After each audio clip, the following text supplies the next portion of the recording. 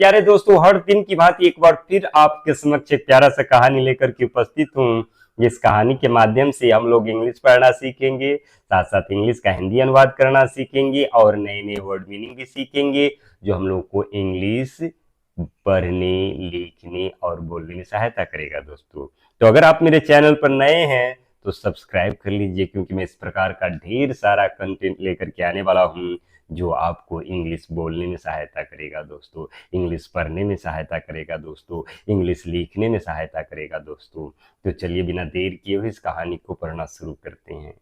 कहानी का टाइटल क्या है प्यारे दोस्तों? The crows and the cobra. क्या है? The crows and the cobra. Crows यानी कि कौवे एंड नाग की कहानी है। ये कौवे और ये कौवे की कहानी है, यानी कि एक नाग और ये कौवे की कहानी है। बहुत रोमांचक कहानी है प्यारे दोस्तों, तो कृपया इस वीडियो को आप अंत तक देखिएगा, बहुत मजा आने वाला है। तो चलिए कहानी पढ़ना शुरू करते हैं। A father crow and a mother crow lived on a tree with their young ones. क्या था दोस्तों? एक पिता कौवा और एक माता कौवा अपने बच्चों के साथ, देयर यंग वंस, अपने बच्चों के साथ एक पेड़ पर रहता था। The top of the tree was very beautiful. क्या था दोस्तों?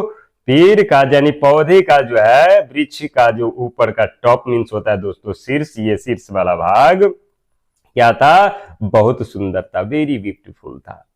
It was full of leaves. यह जो है पत्तों से भरा हुआ था। ब्यूटीफुल फ्लावर्स, फूलों से भरा हुआ था।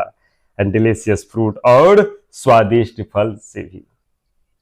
The crows were very happy. कौवा जो था दोस्तों बहुत खुश था। क्या था दोस्तों? कौवा क्या था? वेरी हैप्पी, यानी बहुत खुश था। But at the foot of the tree, लेकिन दोस्तों ये पौधे के, ये पेड़ के, ये वृक्ष के पैर पे क्या था दोस्तों? पैर पर क्या था? एक कोबरा लिव्ड इन हुल। एक नागिन इसके हुल में, यानी कि हुल मीन्स होता है दोस्तों छिद्र, ये छिद्र में रहता था। वंस यानी कि वंस मीन्स होता है दोस्तों एक बार। When the chicks were by themselves, एक बार जब चिक्स यानी कि चूजा यानी कि कौवे के बच्चा क्या था? देम बाय देमसेल्फ यानी अकेले था। ही गोबल देम अप, वह नागिन क्या करता था? वह नागिन गोबल देम अप, उन्हें निगल जाता था। The crows return to find the chicks missing. कौवा जब लौटता, द क्रॉ रिटर्न, कौवा लौटा टू फाइंड चिक मिसिंग, अपने चूजे को, अपने बच्चे को क्या पाया? मिस पाया, यानी खोया हुआ पाया। The father crow realized that the cobra was responsible, यानी कि फादर क्रॉ यानी कि पिता कौवा को रियलाइज्ड हुआ, मालूम हुआ कि द कोबरा वाज रिस्पॉन्सिबल, यानी कि गेहूमन जो है, गेहूमन या इसको ये कहते हैं नागिन जो है, इसके लिए जिम्मेदार है था। He saw a prince swimming in the water nearby.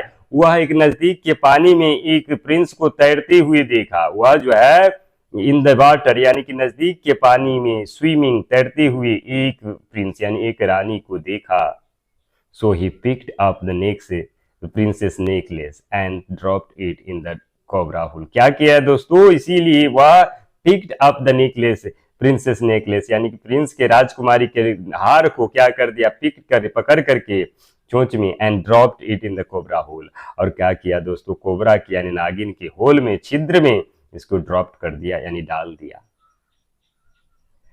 And when the Prince couldn't find the necklace, और जो राजकुमारी जब अपने नेकलेस को, यानी नेकलेस को कुडंट फाइंड नहीं पाया, several men began to looking for, बहुत सारे लोग, सेवरल मीन्स होता है दोस्तों बहुत सारे लोग, इसे खोजने के लिए शुरू कर दिए। एंड फाइनली, और अंत में, they found it but had to chase the cobra away. अंत में क्या हुआ? दे फाउंड इट, इसे खोज लिया, लेकिन क्या किया दोस्तों? ये गेहूमन नागिन को क्या किया? चेज्ड अवे यानी भगा दिया। Had to chase the cobra away यानी मार चुका था। एंड टेक द नेकलेस, और जो है नेकलेस यानी कि हार को ले लिया। The cobra was never see again. Cobra जो था दोस्तों नागिन, कभी उसके बाद नहीं देखा गया। वॉज नेवर सीन अगेन यानी फिर से कभी नहीं देखा गया।